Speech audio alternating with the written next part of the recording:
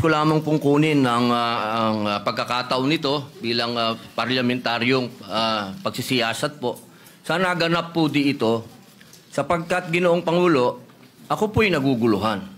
Sapagkat dito pong nakaraang Huwebes, meron pong naglabas na isang journalist ito, isang istasyon, na sinasabi na ako daw po ay nagngat-ngat dito sa loob ng Senado.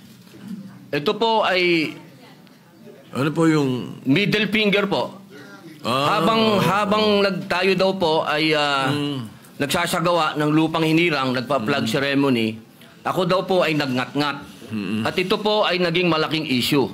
Ako po ay nagtataka, Ginoong Tagapangulo, sapagkat noong pong dati na binigyan ako ng issue na isang chismis, naglabas po kaagad ng ating Sergeant of Arms ng report at binigay niya po kaagad sa media.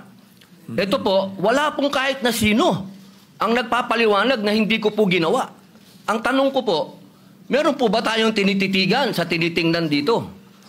Kasi napakabigat po ng akusasyon na ito sa harapan po ng ating bandila. Ako po'y magngangat-ngat.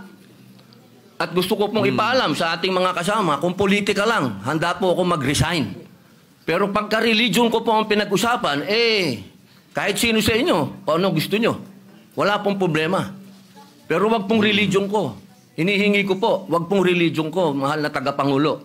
Dahil ito po'y malaking kabastusan sa amin. Ito po, ang sinisip na ko po, ito po'y nag-iisang Diyos. Dito po nakasalalay ang aming pananampalataya. Handa po kaming magpakamatay para dito.